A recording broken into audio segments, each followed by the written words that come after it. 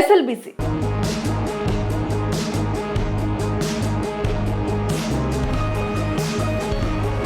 ఎంతో కష్టపడి 16 రోజుల పాటు శ్రమించిన తర్వాత ఎస్ఎల్బిసి టెనెల్లో ఒక మృతదేహం లభ్యమైంది.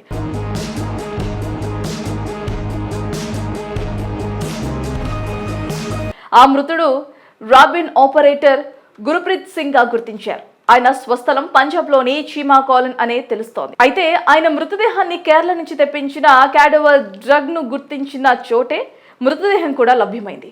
ముందు రోజు శనివారం రాత్రి సహాయక బృందాలకు ఒక చేయి కనిపించగా కాంక్రీట్ మాదిరిగా గట్టిపడ్డ మట్టిలో నుంచి దెబ్బతినకుండా మృతదేహాన్ని తీసేందుకు సహాయక బృందాలు సుమారు 12 గంటల పాటు శ్రమించాయి.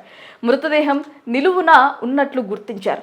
12 అడుగుల మృతదేహం నిలువున ఉన్నట్లు గుర్తించి 12 అడుగుల మేర తవ్వకాలు జరిపారు. TBM కు చెందిన వర్గాలను సైతం 7 లేయర్ల మేర తొలగించాక గుర్ప్రీత్ సింగ్ మృతదేహం లభ్యమైంది.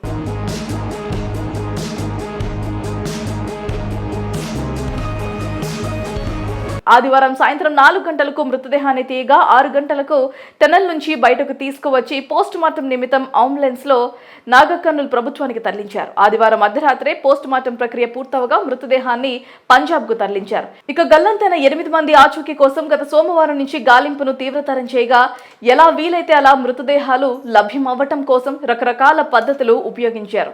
ఇందులో GPR రాడర్లు, ఆక్వా యంత్రాలు, స్నీఫర్ డాగ్స్, కేరళ నుంచి తెప్పించిన క్యాడవర్ సునకాలను అన్నిటినీ ఉపయోగించారు. GPR గుర్తించిన 5 ప్రాంతాల్లో కొన్ని చోట్ల తవ్వకాలు జరిపినా గల్లంతైన వారి ఆచూకీ మాత్రం లభ్యం కాలేదు. గురువారం రంగంలోకి దిగిన క్యాడవర్ డాగ్స్ 2 ప్రాంతాలను గుర్తించాయి.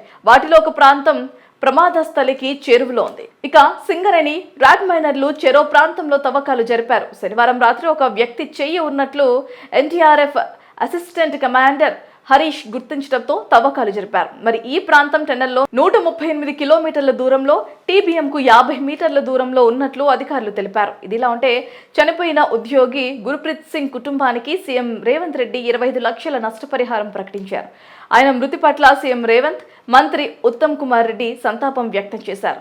మృతదేహాన్ని పంజాబ్ కు తరలించామని చెప్పాడు రెవెన్యూ అధికారి. 25 లక్షల చెక్కును సిద్ధం చేసే పంజాబ్లోని గుర్ప్రీత్ సింగ్ కుటుంబానికి అందజేసేందుకు 2 సహాయకులను మృతదేహంతో పాటు పంపించామన్నారు. కాగా సహాయక చర్యల్లో సీఎం వైఫల్యం, కాంట్రాక్టు సంస్థ నిర్లక్ష్యంతోనే ఈ ఘోరం జరిగిందని BRS వర్కింగ్ ప్రెసిడెంట్ కేటీఆర్ ఆరోపించారు. ప్రభుత్వ కాంట్రాక్టర్కు సంస్థ చెరో 50 లక్షల చొప్పున కోటి పరిహారం అందించి మృతుడి కుటుంబాన్ని ఆదుకోవాలని డిమాండ్ చేశారు.